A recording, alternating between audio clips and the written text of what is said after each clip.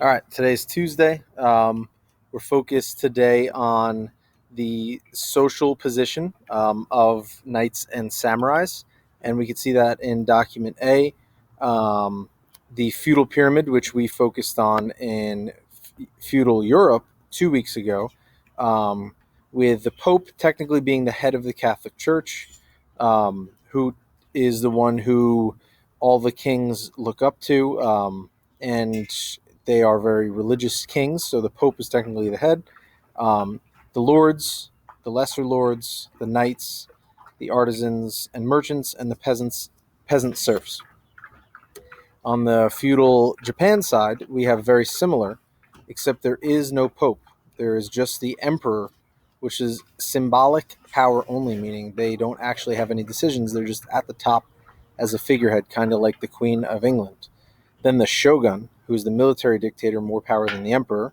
So it's interesting that they have it this way, because technically the shogun is more powerful, but the emperor is on top, and everyone kind of believes it to be that way because they're symbolic. Then the daimyos, who are feudal lords often fighting each other, they kind of flip flop the shoguns and the daimyos throughout history. Then the samurai, peasant farmers, 80% of the population, artisans and tradespeople, and merchants. So they don't have a peasant serf class. Document B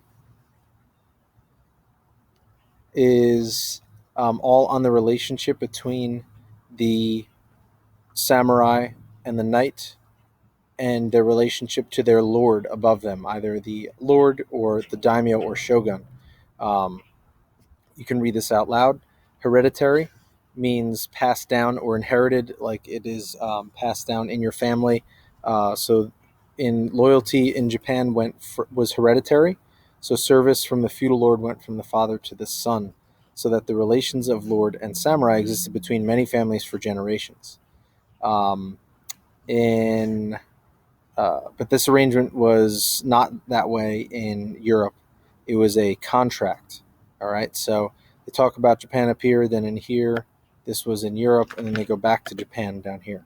Okay. So it's a little bit of both. They talk about the relationship between the two. You don't have to do anything down here. Everything that you're doing today is on the Google form for documents A and B. Don't forget to read this note as well.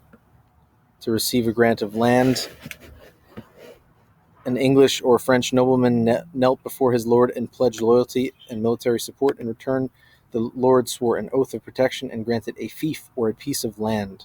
So continue reading that, which talks about the relationship between lords and the warrior class in each society. All right, so you can continue working on your choice as well if you want to get a head start, either your army recruitment poster, your Flipgrid, or writing your essay, choosing knights or samurais as the better warrior class. If you have any questions, let me know. Good luck. And remember to do those Google Forms, which are graded. So take your time with those and don't rush through them. Good luck.